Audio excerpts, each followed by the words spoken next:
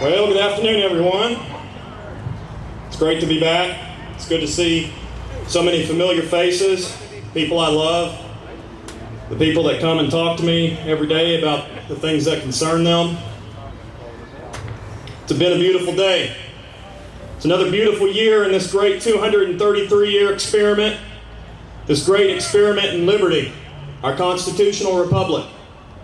So take note of this day, ladies and gentlemen. Take note of the sun and the music and the patriotic pride with which we've spoken the words you've heard today. Take note of your families and your friends. As I've enjoyed all the activities today, I've had to pause and ask myself several times, will we be so fortunate next year? Will the next generation be so fortunate to have days like these? And those are my concerns. And that is what I worry about outside of my day-to-day responsibilities. And this is why I believe you're here, for your family and your friends and for that next generation. We truly are fortunate to be here, to have what freedoms we have left. Because those freedoms you see are dwindling by the day, as each and every administration, every branch of government seems to be legislating our country out of business, out of order, and out of time, while Americans are driven out of their homes, out of their jobs, and out of their minds. Because of this nonstop governmental meddling, there isn't much tangible left of the American dream. All that is left in the system is us. And all that is left of that beautiful idea, those revolutionary ideals of liberty, are those of us who believe in American independence. So many of the issues at hand, so many of the things I've wanted to talk about have already been covered today by several other speakers, from economics to cap and trade, medicinal freedom, and the meaning of the Constitution. I believe it's vitally important that we've had these speeches we've had today, especially now, especially today, because so often in America, we, the people, are left with limited options, limited by the debate broadcast across a corporately controlled media spectrum. Americans are not stupid. We are not apathetic, but we are highly misinformed and misled by agendas. For instance, let's take the issue of torture. There have been many times before in the past when the state has operated outside the rule of law, and these instances are best characterized by the Salem witch hunts, the internment camps for the Japanese, the communist blacklist, the loyalty oaths under Truman, and today's modern version, the never-ending, ever-mutating war on terror. Much like the new hate crimes legislation, if we allow people to be labeled extremists or terrorists, then we've taken away all of their human rights. They're then given over to a system of rules and procedures outside the rule of law. Today, much like those other times in the past, we see indefinite detention, secret facilities, mock show trials, denial of legal counsel, and worst of all, torture. That this is even part of the political debate is astounding. Worse still is that we are presented with the idea that torture can be rebranded and called enhanced interrogation. It's sickening. But this is the nature of politics in this country right now. This is how far we've gone from our history and our founding vision. For me to even say the words, the United States of America now tortures people, that fills me with dread, and it scares me to no end.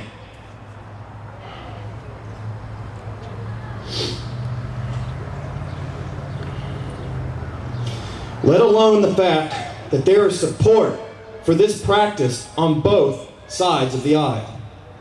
Do we look to the victims of 9/11 and stand upon their graves and shout, "We're torturing for you"? Would they be proud of us? Would the victims of 9/11 see this as justice? Is this really the way it's going to be in this country? I, for one, hope not.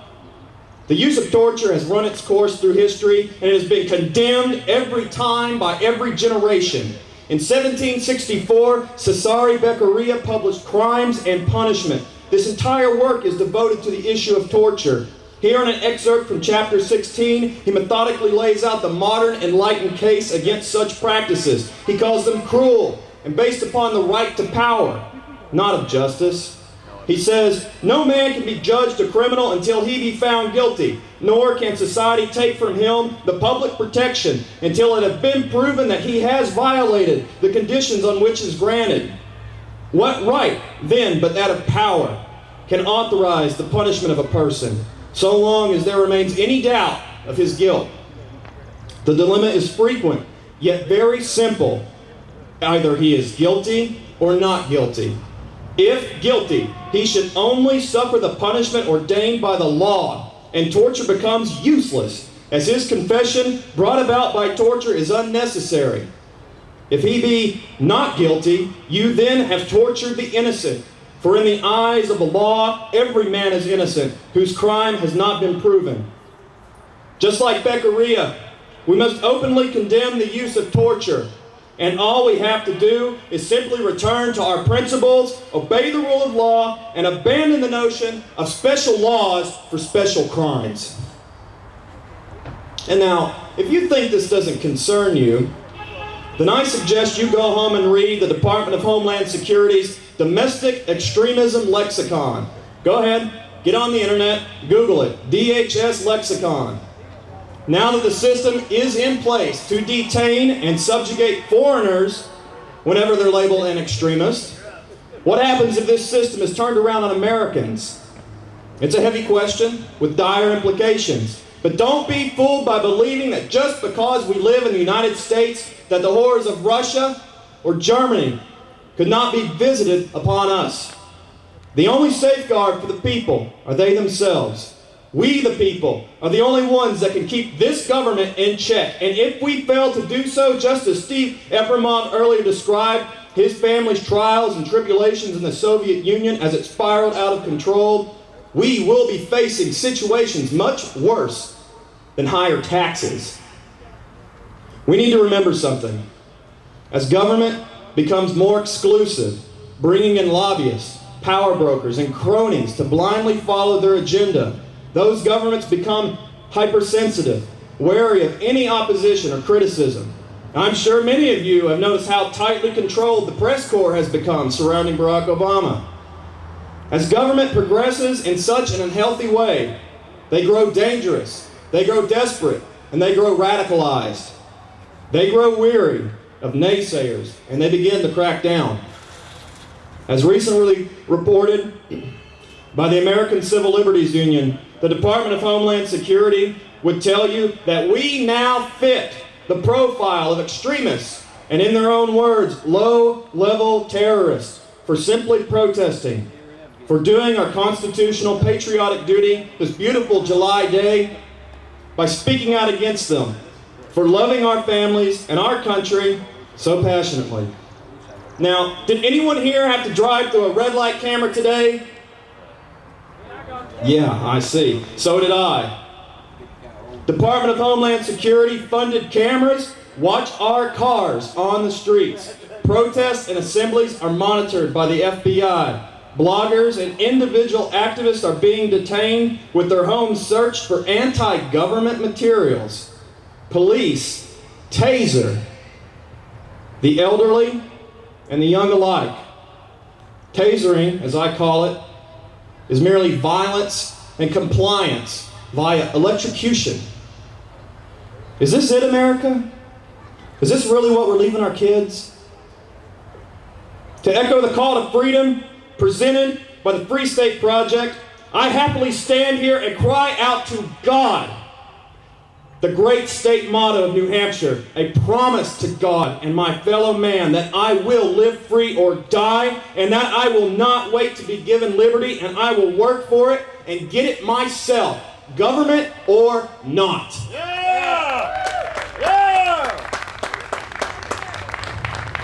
Now, you've heard a lot of talk today about policies that could get us back on track, about the philosophic shift that has to occur, about the belief in the individual over the state and the responsibility of living that way. Every one of us talks about what government should be. But right now, at this time, on this date, July 4, 2009, I want to establish what government is not. Number one, government is not God. Yeah! I do not spell G-O-D, G-O-V. You do not pray to the state. You do not worship the state. If the state gives you something, they've had to take it from someone else. God has no such tendency to steal. Amen. An American should be ashamed to ask the government for anything. If an American has to ask the government for something, that means only the government has created the inequity, the lack, or that need in the first place. Number two, government does not own you. You own yourself. This is the most basic fundamental truth of human liberty. The assumption that institutions can own others has led the human race through every type of slavery, every type of atrocity, and every type of government in history. Any type of personal tax, property tax, or income tax is a form of governmental control over your life, liberty, and property. The question is, who really owns your wealth, your land, your home, your sweat, yourself? The answer should be you, the individual. Number three, government is not the parent. Moms and dads, mamas and papas out there, you are the ones responsible. You are the caregivers, the educators, the moral providers, and the role models. That our government would so aggressively seek to undermine any one of these responsibilities shows just how little they actually care about you. Do not let your children be drafted. Do not let your children be recruited off into any type of national service agenda. Take part in your PTA and know exactly what your schools are teaching, and if you disagree with even one part of what they're being taught, have the courage to homeschool them or to send them to a better institution. Yeah. Number four, government does not know better than the people. This is another bogus idea, a fallacy that is being tossed around these days. It's the idea of the wise and all-knowing regulators. These czars, as they're being called, declare their knowledge of controlled markets, supply and demand, and cost controls to be superior to that of the free market itself. Central planning is the rejection of the free market and the open-armed embrace of socialism. It has another name. It's also known as economic fascism. Some say, I've heard many of you say today, we're becoming a socialist nation. However, I tend to disagree. But it's only a disagreement with word choice. We are not stepping towards fascism, aka National Socialism. We are not inching in the direction of socialism. It is already here. That train has come to town. To see exactly how our current economy mirrors that of World War II Germany, let's review the Third Reich's economic policies of the time, as summarized by Lew Rockwell in 2003. He states, Hitler went off the gold standard. He embarked on huge public works programs like the Autobahn. He protected industry from foreign competition, massively expanded credit, instituted jobs programs, bullied the private sector on prices and production decisions, vastly expanded the military, enforced capital controls, instituted family planning, penalized smoking, brought about national health care and unemployment insurance. He also imposed education standards and eventually ran huge deficits. The Nazi economic interventionist program was essential to the regime's rejection of the market economy and its embrace of socialism. Mind you now, the Germans did all of this in one generation. What the Germans did in one generation has taken our various administrations several. from the creation of the Federal Reserve in 1913 under Woodrow Wilson to the capital T trillions of dollars in stimulus, bailouts, and spending of George W. Bush and Barack H. Obama. But the facts remain. Central controlled economies of this caliber inevitably implode. Because of these executive vultures, the bones of our national economic prosperity have been picked clean. And as Mr. Rockwell ends his analysis, he's very careful to remind us, a government big enough and powerful enough to manipulate demand is big and powerful enough to violate people's civil liberties and attack their rights in every other way. And finally, number 5, government is not the answer. Government isn't precise, and it never will be. It's not simply a matter of, oh, we'll get the right people in, and I'll call my congressman.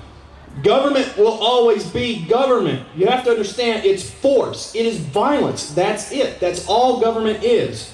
Our job is to lessen the power and influence of government over our lives, not merely to nicely encourage them to stop beating us over the head with a club. The purpose of our government isn't to do what it's doing and more of it. It is to do less more of the time and be better at doing less. Almost everything that our government does, the market can do better. But what about the roads? What about the roads? They're horrible. Can you imagine America where critical roads don't ice over due to an internal warming system? Can you imagine cars so advanced we won't even need traffic lights with the traffic cameras that come along with them? But what about the schools? What about the schools? Private institutions crush public schools by every measure. If only we allowed the money to follow the child. If only we allowed more freedom and more choice and unleashed the market from its governmental chains. If we, as Americans, can believe in these 5 standards as a start, government isn't God. Government doesn't own you. Government's not the parent. Government doesn't know better. And that government is not the answer. If we believe in these and put them into practice, into our policies and our cultural philosophy, we would see a whole lot more liberty in our lifetime and could promise our children so much more. And much like the role of the historians, whose responsibility it is to carry the lessons of the past into the present to prepare us for the future, it is the role of the activists and the representatives to carry forward the will of the people at this time and help create policies that will benefit the coming generations. You have to work hard to live free, and unfortunately, so will our children. I've come to accept that as a precondition in this country, because independence is a fight. It is a fighting word, strung together with words like liberty, prosperity, and individualism. You were more than likely to be branded a dead man than a poet. Speakers of these empowering words like the sons and fathers, farmers, laborers, warriors, and statesmen of our own revolution, speakers of these empowering words have been killed in battle. They have been hunted for treason. They have been executed for merely believing in a future of freedom. This is the case again and again across the planet throughout all of time. History favors the strong, but the strong are not always right, nor do they always win. The God-given rights of mankind are not a given way of life and are always in jeopardy. They are not a promise easily kept, and they are never easily won back. However, history favors America, and history favors those who fight for a better future, not merely to preserve the current regime. A spirit committed to the teachings of liberty will never perish, for they are God's blessings. But by all measures, this great experiment, this 233-year triumph of the human spirit, has by all accounts run its course. But here lay America, her people, her children. We are misled by snakes and we are in desperate need of common sense. Please, God, don't let us fall to the hands of petty tyrants after we've defeated so many. Everyone, all I really have to say about the 4th of July is this. Remember history and prepare your hearts and your families for the future. This evening, when you see the fireworks displays, when the night sky is lit with fire and the thunderous reports echo across the land, remember who has come before you, what they have given, and for you, if this night is different from any other, please ask yourself, what will I give? What will I give my children? And what will liberty mean in my lifetime? Happy Independence Day, America. Live free or die.